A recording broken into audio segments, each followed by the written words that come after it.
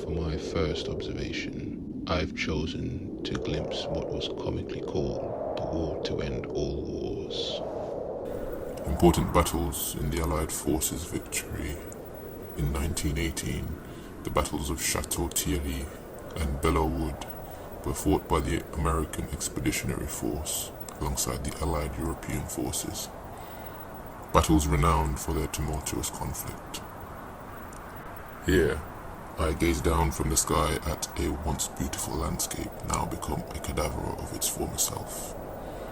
I need not try hard to find the battle's main locations from the sky, for they have left a scar on the land. I just follow the trail of smoke and fire. Hovering in the air, I scan the horizon with my eyes. I see smoke, I see fire, and I see the dead. I move closer and closer. And the closer I get, the more distraught I become. Bodies everywhere. Soldiers, tall, short.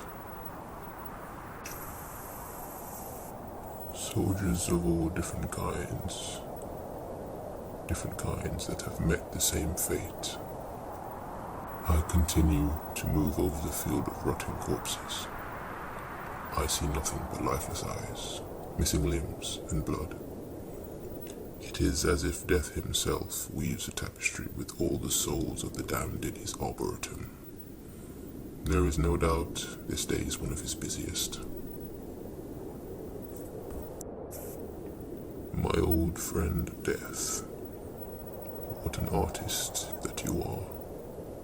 I stop. I appear to catch the gaze of a dying man. I could not be sure, as God has told me I shall remain undetected to man in my explorations. I suppose, in his death as a man, he becomes something else, something more, or perhaps something less is the correct term. It doesn't matter. In his final moments, he's able to observe me.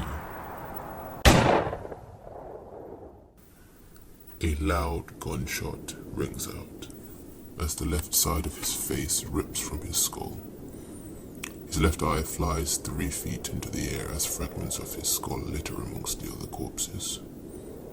I peer to the left to see the smoking gun.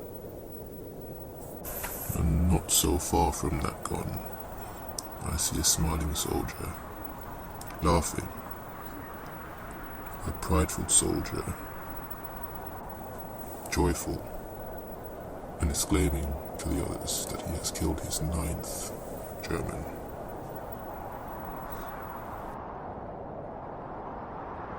I decide to move atop a small hill for a final look at the aftermath.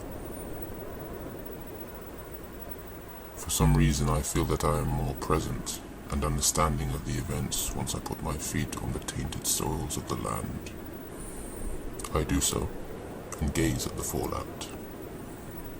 As I stand and stare, 4 soldiers are on their way to passing me by from my left, 2 of them carrying a heavily wounded soldier on a stretcher, and 1 I assume to be a medic attending to him on the way. I see the wounded soldier has what looks to be a mortal wound before I notice in the far corner of my eye a figure. One I was expecting to see. Death. Unmistakable death. He stands towering over the corpses.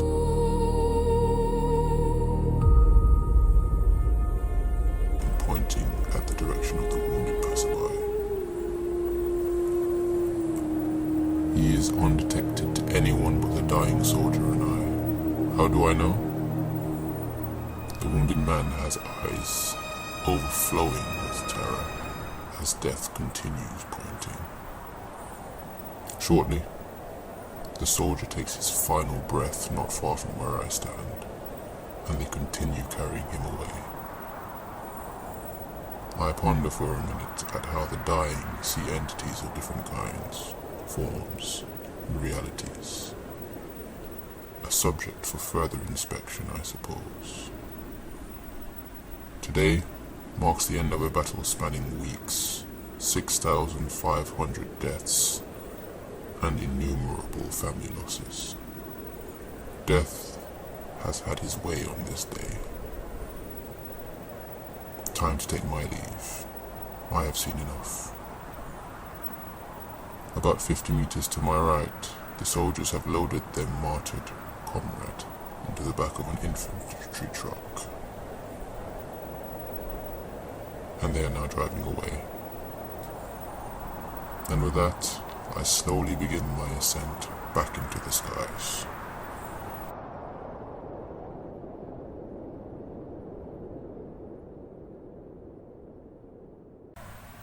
As I rise, I glance back over my shoulder, only to see death still pointing in my direction.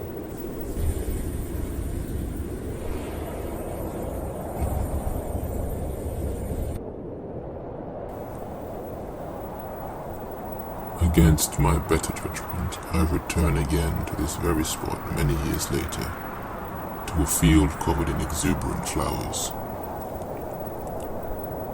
An array of colors exploding forth from the soil and magnified by the sun in the bright of day. Not a cloud in sight. How can Mother Earth shield our eyes and imagination with such beauty from the unspeakable which took place here a few score years ago?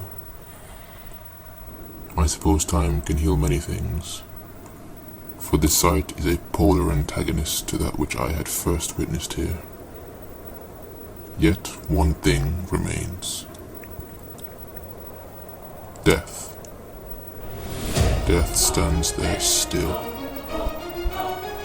as if he were a shrine to the monumental loss of life that took place here. His form changed, as if he had evolved with the multitude of times in coalition with the sheer number of souls lost to the Great War.